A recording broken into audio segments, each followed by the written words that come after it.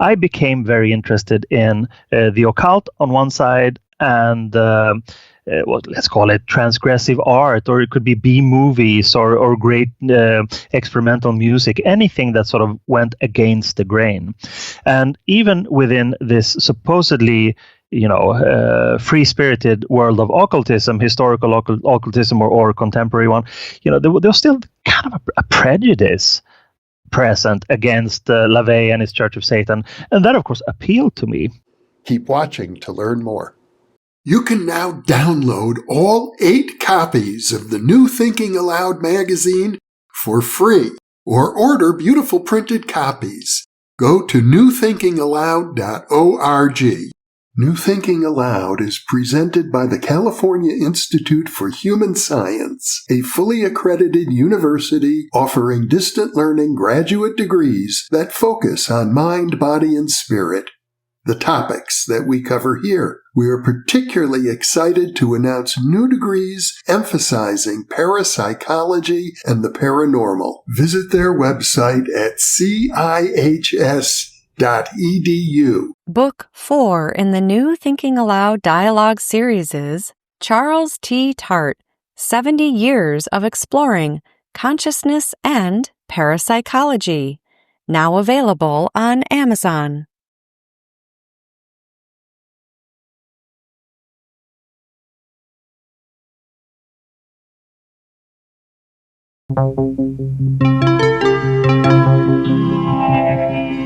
Thinking Aloud. Conversations on the leading edge of knowledge and discovery with psychologist Jeffrey Mishlove.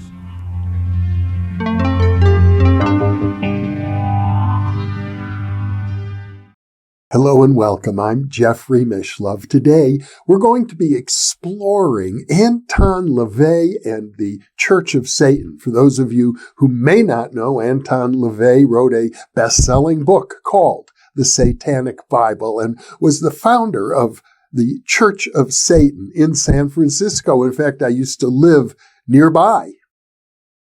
My guest is Carl Abrahamsson. I'll be speaking to him from his home in Stockholm, Sweden. He is a writer of both fiction and nonfiction. He is what you would call a magico-anthropologist, as well as a filmmaker, photographer, and musician, and he is active in the magical community.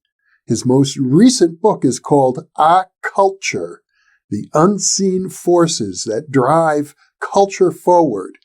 He is also the publisher of the annual anthology of occulture called The Fenris Wolf. In addition, he has published Resonances, an anthology of his essays, lectures, and interviews. His most recent documentary film is entitled Anton LaVey, Into the Devil's Den. Some of his other film titles include Cinemagician, Conversations with Kenneth Anger, and Lunacy, a film praising the lunar forces and witches from all times and spaces. And also, Poems Are Living Things. Of course, this is an internet interview, and now I'll switch over to the internet video. Welcome, Carl. It's a pleasure to see you. Thank you, Jeff. It's wonderful to be here in this actual virtual sphere. Yes, you're many, many thousands of miles away from me, and I'm delighted to be able to have a instant conversation with you. It almost feels like you're in the same room with me. And I have to say, it's probably good to let our viewers know right at the outset that I feel a kind of compatibility with you because you've had a lifelong interest in the esoteric and the occult, as I have. You've had a connection to Anton LaVey and his Church of Satan, and I've had not nearly as much of a connection as you, but I've met some of those people and lived in the same neighborhood as the Church of Satan itself in San Francisco. So I have a good feeling about them, actually, probably because as a resident of San Francisco always prided itself on being a congenial home for oddball characters. And Anton LaVey met that definition to the hilt. Yeah, absolutely. No, I mean, it's also, I don't know really what the situation is like now in San Francisco. We were there, my wife and I, in last autumn, and it was quite shocking to see the kind of deterioration in a way, because there were simply so many homeless people. I've never seen that amount of people living on the streets. And it was quite a shock, because when I started going to San Francisco in the late 80s, that was, of course, taking care of my romanticism, and of course getting to meet LaVey and many other people also in San Francisco. And it was like a hotspot of creativity and still open-mindedness, carrying on in this tradition from the 60s in a way. So I always lived in that kind of it was a real situation. It was a very cool and groovy place to be. And then I returned, as decades passed in a way. But this last trip, or this most recent trip, was kind of depressing, because I could feel none of that. It was either glitzy corporate or very, very destitute. Well, I think it's the impact of the high-tech industry. Housing prices have gone through the roof. In the San Francisco Bay Area. I used to live in a rented house that when I lived there in the 80s, I think they wanted to sell for $500,000. Today it's worth about $4 million, I understand. It's made it impossible for people to afford housing. It's changed the character completely since I moved out of San Francisco and then the Bay Area entirely in 2001. So I know it's changed dramatically. But back to Anton LaVey. Let's talk about how your interest in the Church of Satan began. Right. I think what happens if you are, when you're a teenager, you're of course hungry for information that sort of resonates. And at that period in life, you want some kind of a little bit of a rebel energy. And that takes different kinds of expressions because, different strokes for different folks. I became very interested in the occult on one side and let's call it transgressive art, or it could be B-movies or great experimental music, anything that sort of went against the grain. And even within this supposedly free-spirited world of occultism, historical occultism or contemporary one, there was still kind of a prejudice present against LaVey and his Church of Satan. And that, of course, appealed to me. But at the same time, these were different times. And even in Stockholm, where I grew up, there were a couple of a couple of occult bookstores, and they carried the Satanic Bible. So I was thrilled, and I got it, and I did feel that resonance, mostly because his approach was different. There was some old stuff in there. I'm thinking of the Enochian keys and classical arcane stuff, but it was sort of presented in a new way. So I did feel that resonance, and I started to work with Satan as a symbol in a way, as a force that existed within me, and it was sort of it's specific. Every environment, every group dynamic, every society, every culture needs Satan. It needs some kind of opposer, some kind of liberating force, something that goes against, something that provokes. And of course, when you're a teenager, that's a pretty good symbol to use. So in the midst of my sponginess of sort of taking in a lot of highbrow, low-life culture in a way, I felt a strong resonance. And then I also did music. Which was also a classical thing to do. When you're interested in music, you want to try your hand at it. So I started a band called White Stains.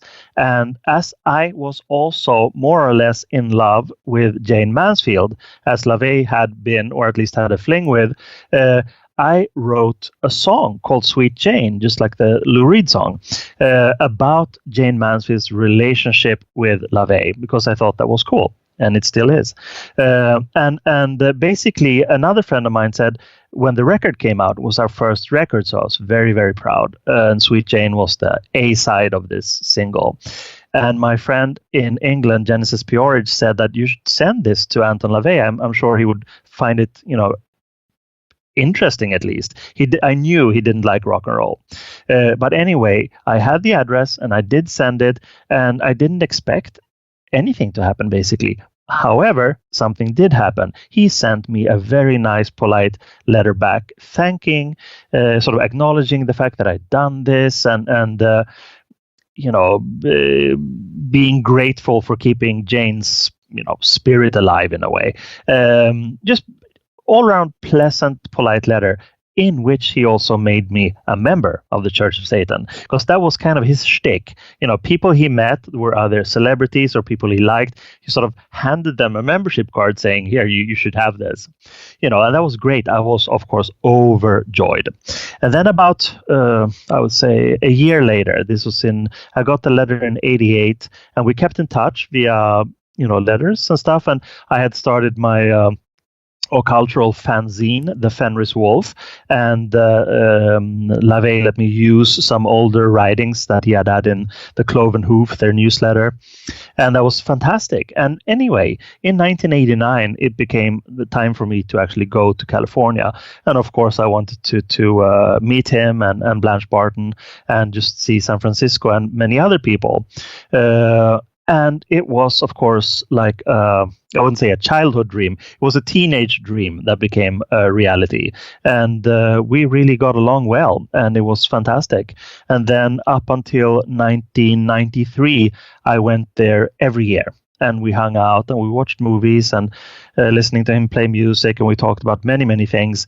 Very few of these things were actually occult in the old school way of seeing it, as having to do with arcane approaches to magic, for instance.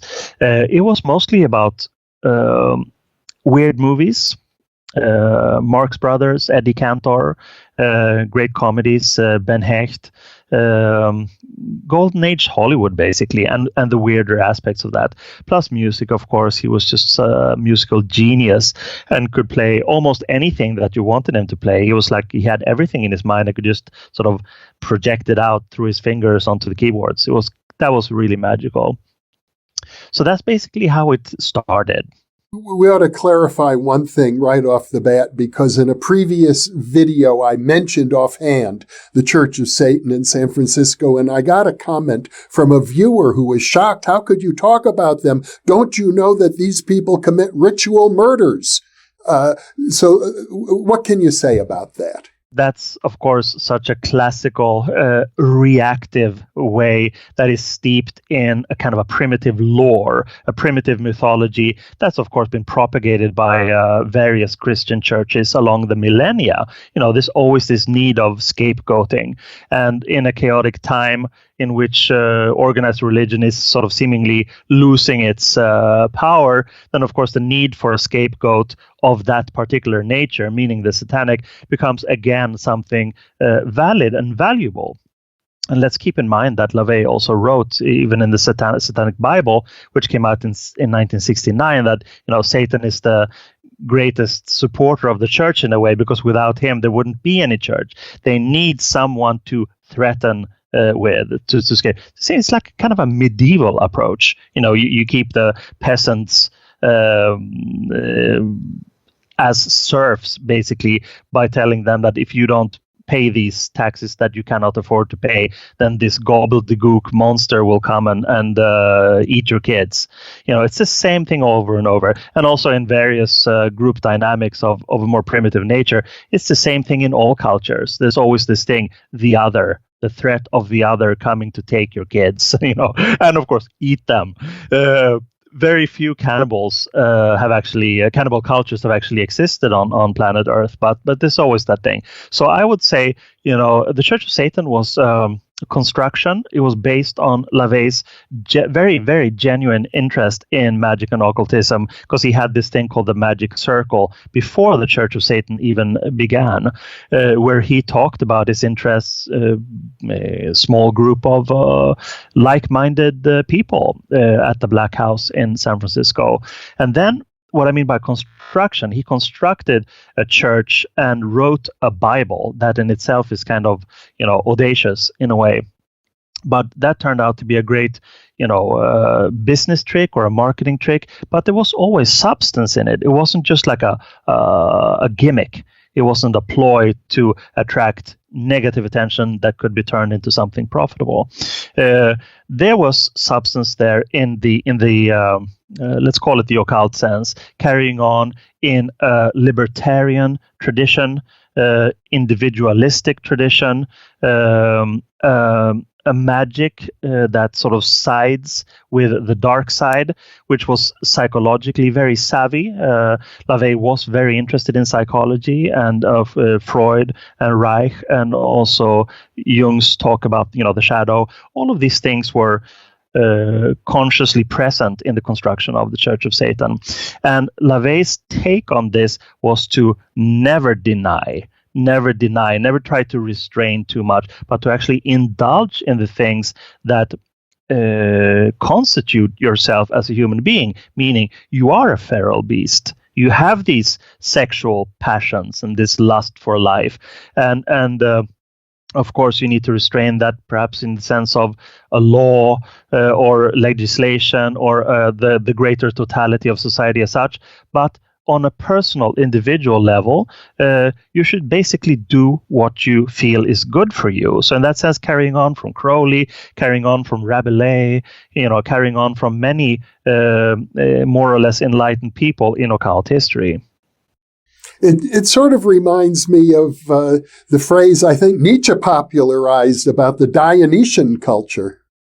Yeah, absolutely. However, there is a proviso there, is that it was, and it still is, totally okay to be Apollonian, to stick with the Nietzschean thing.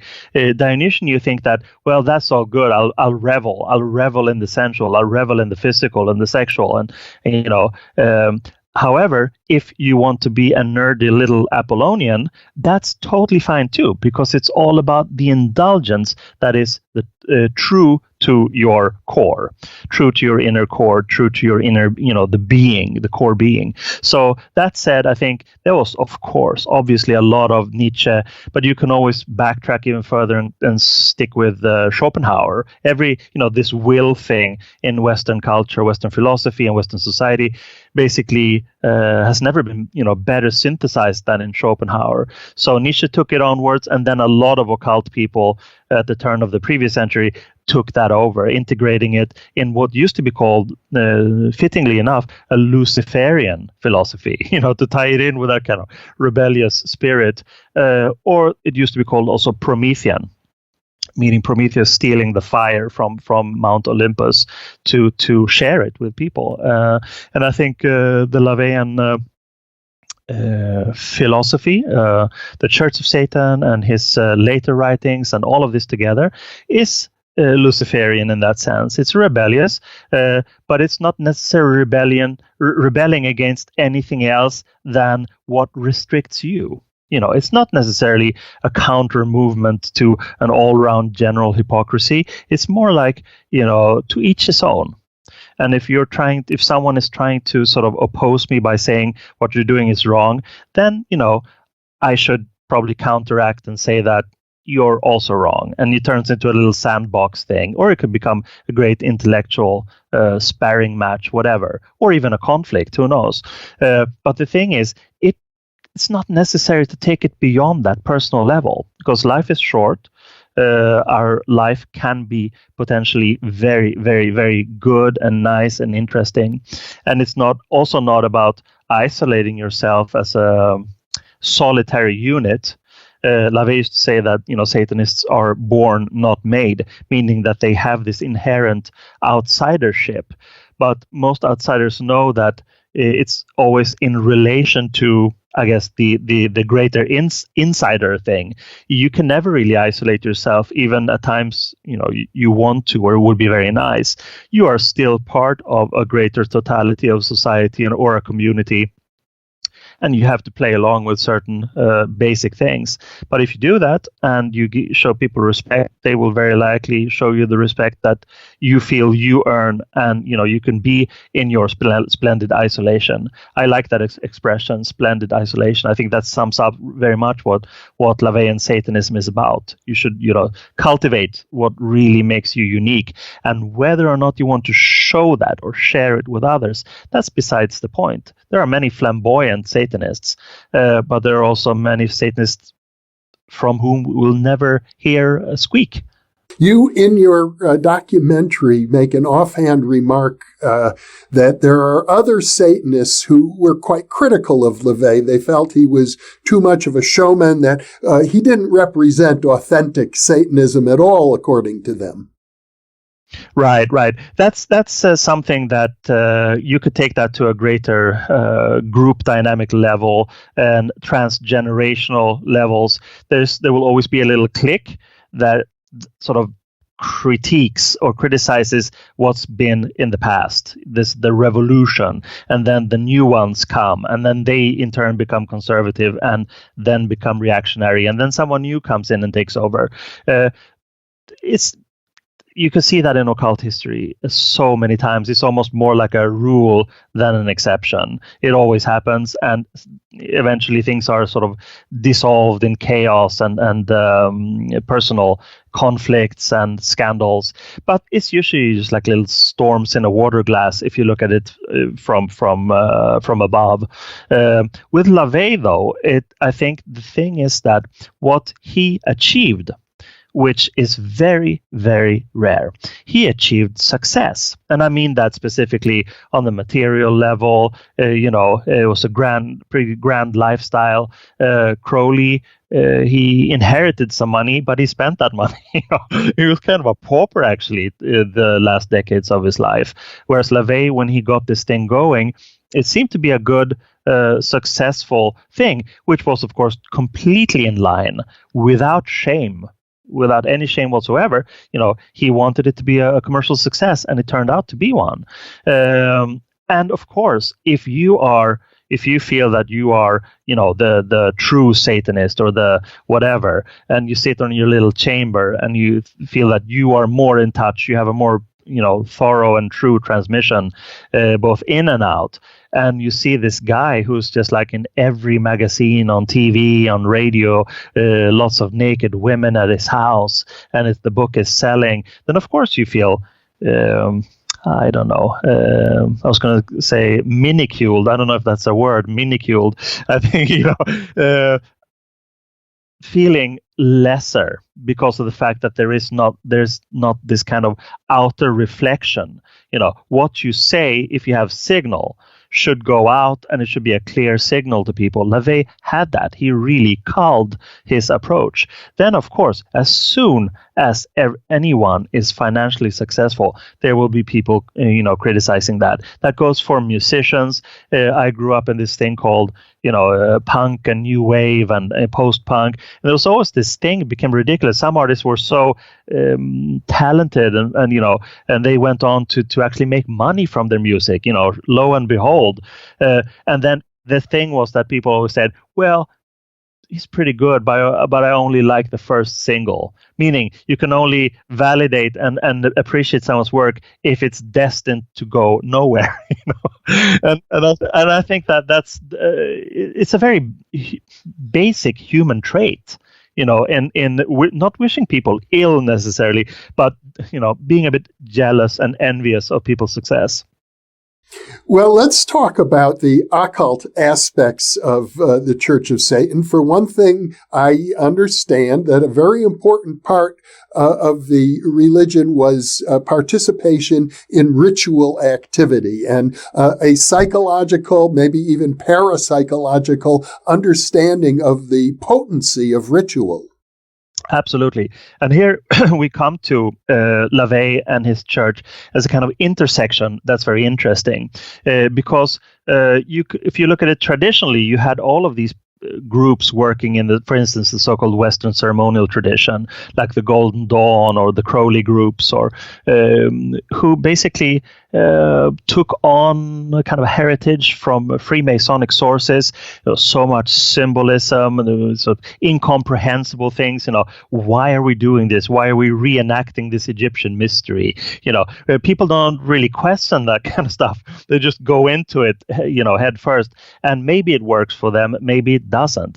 Well, I think the difference here with LaVey was that he expressly, he formulated what it was for him. Ritual is psychodrama. And you can fill that psychodramatic principle with symbols that are relevant for you. Not necessarily what, the elders or the top brass or what someone else has constructed for you in the hope that it will, make you stay a paying member of the group in question. For LaVey, it was much more of a real, tense, electrifying experiences in which you wove in things that were really relevant for instance, the transformation that you want to achieve for real, tangibly, for real in your own life or the group or for the group. So that said, there was again this kind of psychological awareness of what ritual actually does, and ritual as initiation, not just as some kind of theater in a lodge, but initiation as moving yourself on to a new level of understanding of yourself. So I think that's the main thing that he brought to that table. He brought things to many tables. There was a division in the Church of Satan between, as stated in the Satanic Bible, of lesser magic, so-called, and greater magic, so-called. Lesser magic is this thing which was kind of anathema to talk about in these more highbrow occult circles, meaning affecting real, material, tangible change in life. And you could equate that with some kind of different facets of manipulation. I want this to happen. How do I manipulate my surroundings into making that happen? That was unheard of, that someone was so frank and willing to talk about these things in such a, I would say, honest way, and again, psychologically savvy. And the greater magic, that was more what you could call occult, elaborate rituals calling on forces that LaVey would say are not exterior tangible forces. Everything was psychological. These things, these names, these cultural, religious traditions that we've been brought up in, they affect us on an inner psychological level. You can work with those things too by, again, these psychodramatic things like wands or swords and bells. And as we know, he liked to have nude altars, to have naked ladies on his altar, to create a change, a tension in that sphere, which he called the ritual chamber. He called it very intelligently, it's an intellectual decompression chamber. And I find that so brilliant, because most of the magicians, so-called, that I have met in the Western tradition, at least, they are intellectuals first and foremost, and they have a hard time with getting to that point where you have to let go in order to shake something else, both within you and outside of you.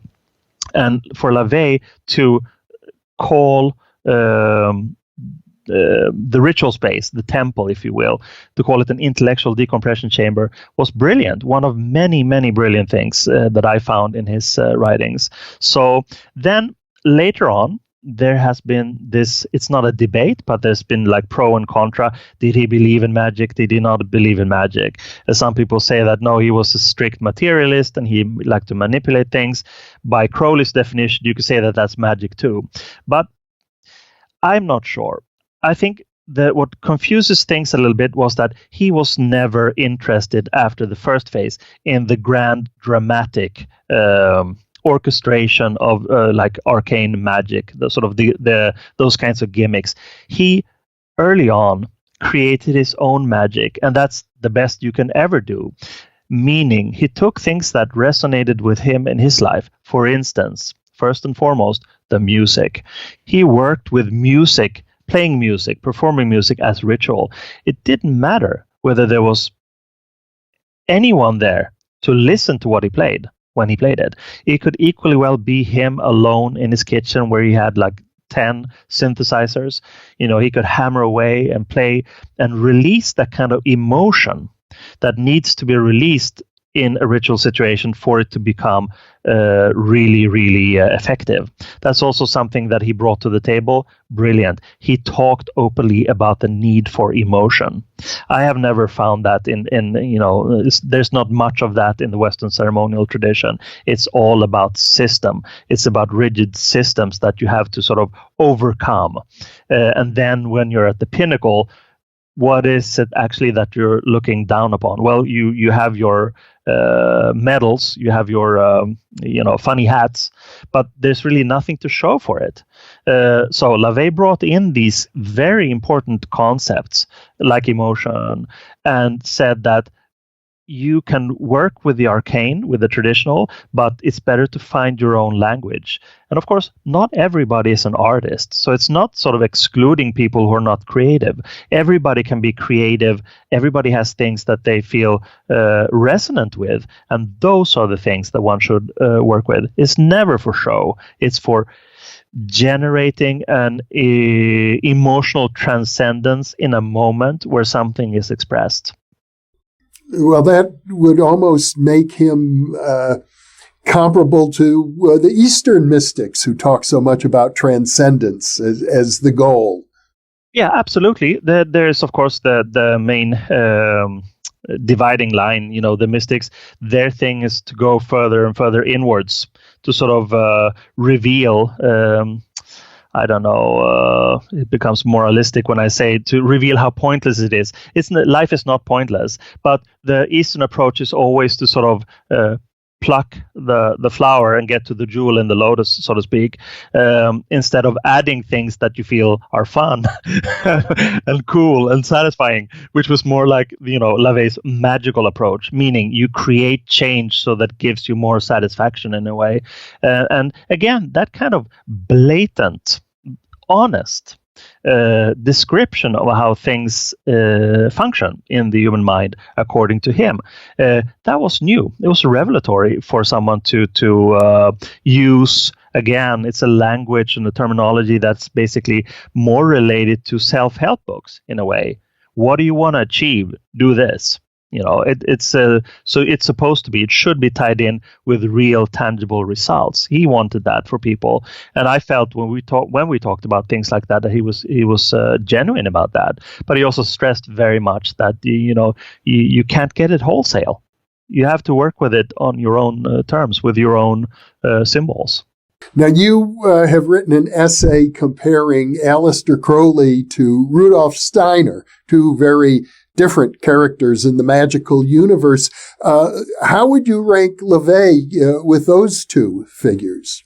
I would rank him as a modern figure, and I would rank the Steiner and Crowley as bridge characters.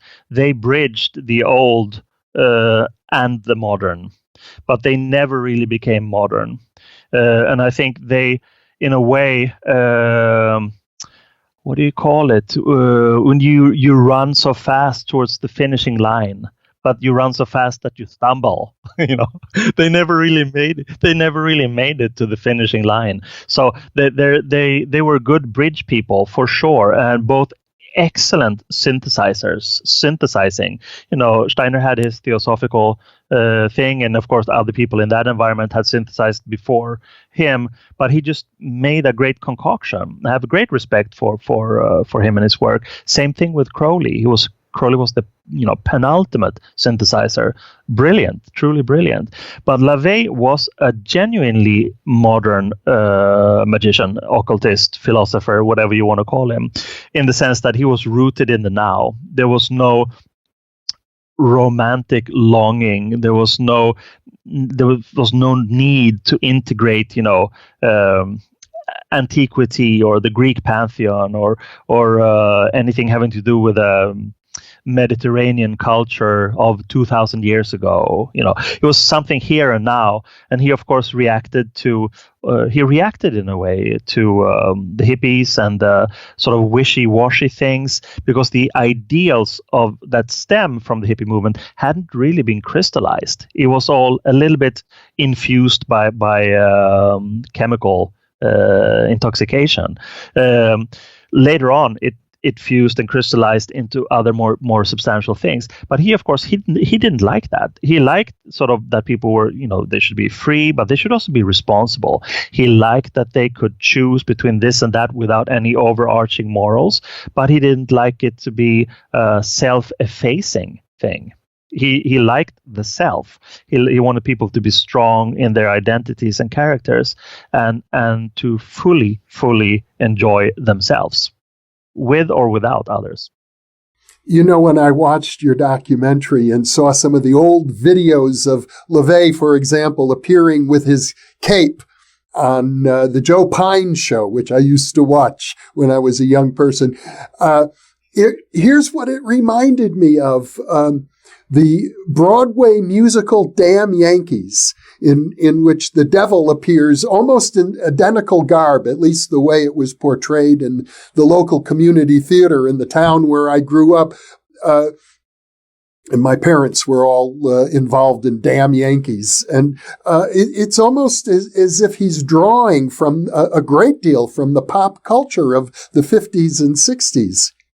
Yeah, absolutely. Even further back, I'd say 30s and 40s, because he was first and foremost he was a musician, but he was also a movie buff. He was like one of the finest movie buffs I've ever met, and he was born in 1930, so anything from like age 15 and up to 25, I'd say it really shapes you as a person. So we're looking at here someone who was shaped between 1945 and 1955, and it was such a great time in American cultural history, with Hollywood going from no longer in the golden age of these hyperstars, but going into the territory of film noir.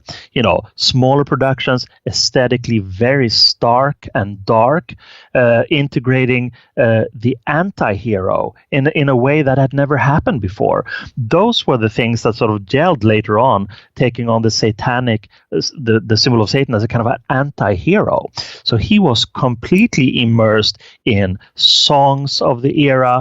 And he, in his magical work, he was also a bit of I guess you could call it a musicologist or a musical archaeologist. He got sheet music even from the 20s, from the teens, and played those songs because he believed that there was power in things that had been discarded by the collective, discarded by normality. He felt that there was an occult power in that he could use when he played those songs that had basically been played for decades.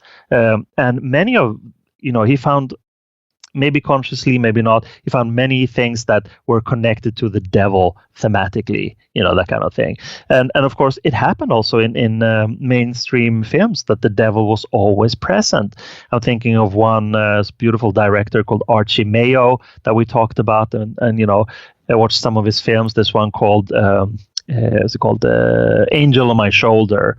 Basically, when the devil has to come up to us, and it's not a good scene. So there's this thing where the devil is not necessarily something, of course, not medieval, horrible, grotesque monster. It's more of this refined, sophisticated, satirical agent that sometimes nudges people along in a kind of a loving way, but most often just pressing where it hurts.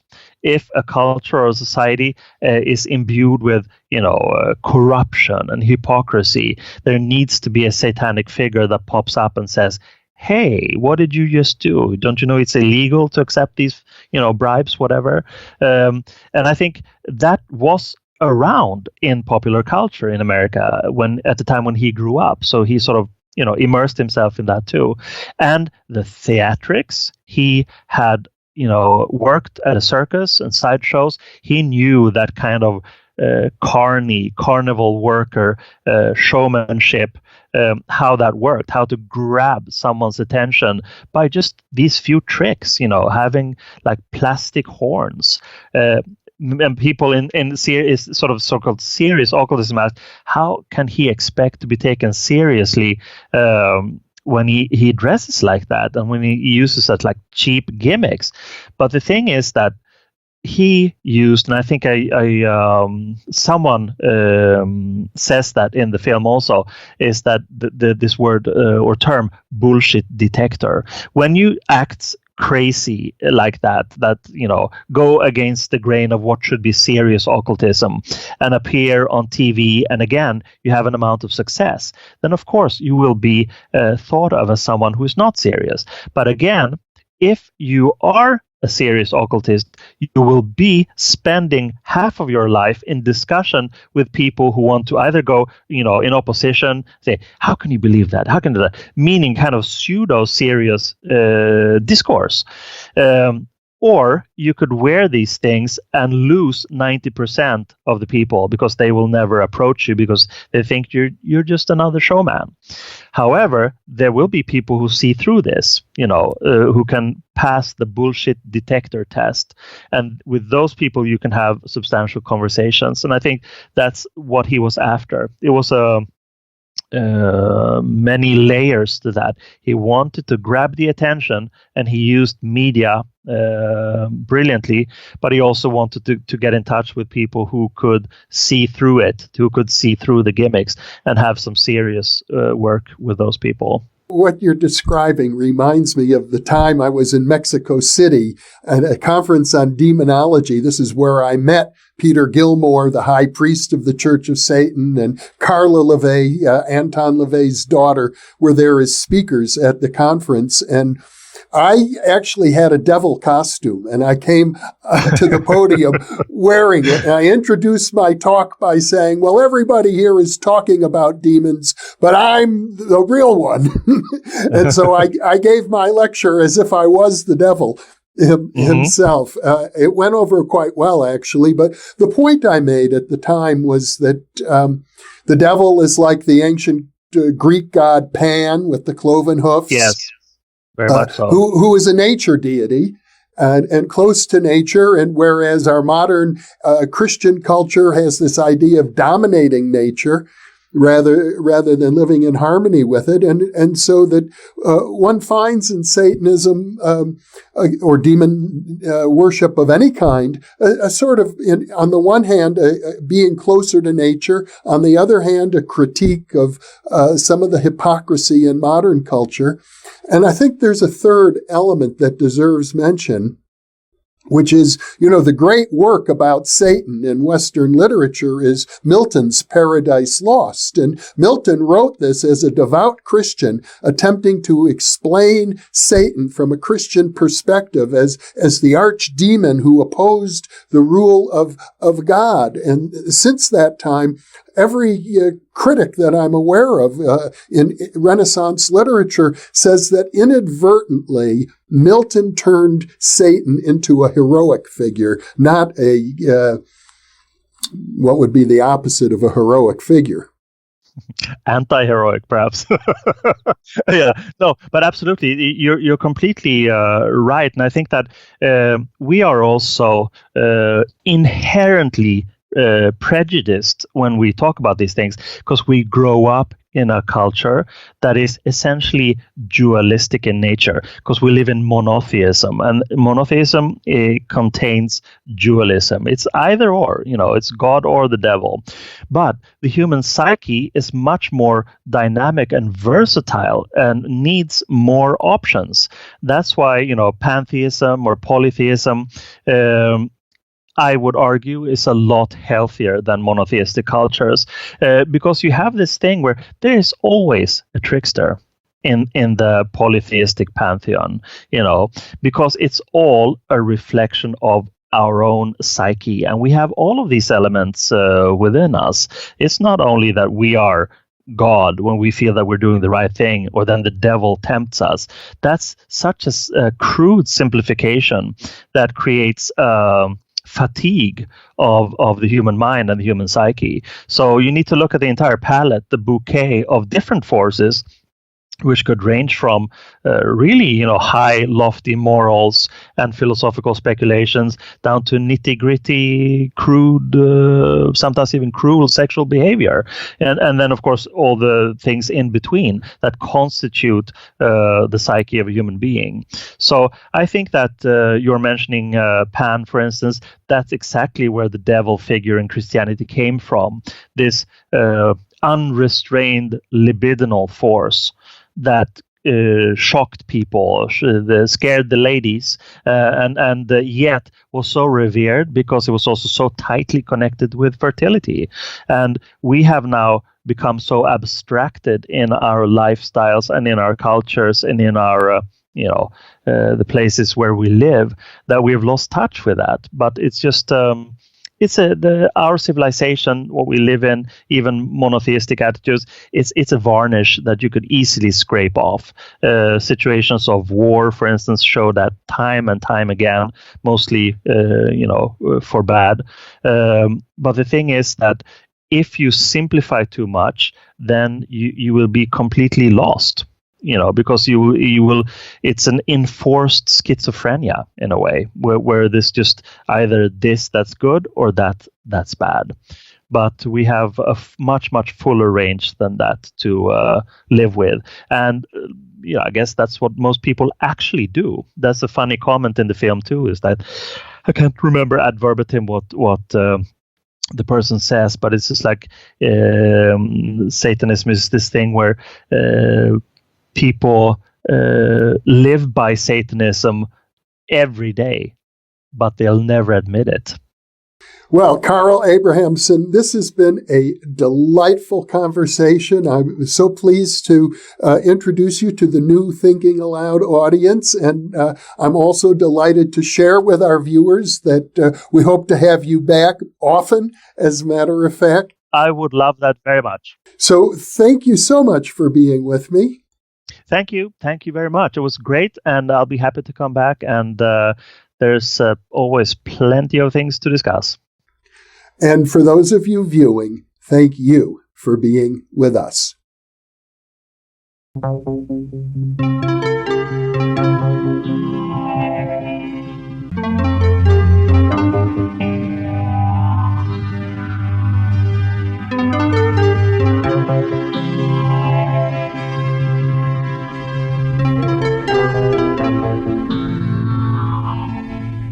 Book 4 in the new Thinking Aloud dialogue series is Charles T. Tart, 70 Years of Exploring Consciousness and Parapsychology, now available on Amazon.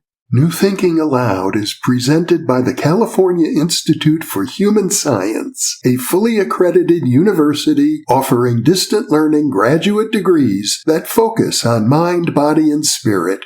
The topics that we cover here. We are particularly excited to announce new degrees emphasizing parapsychology and the paranormal. Visit their website at cihs.edu.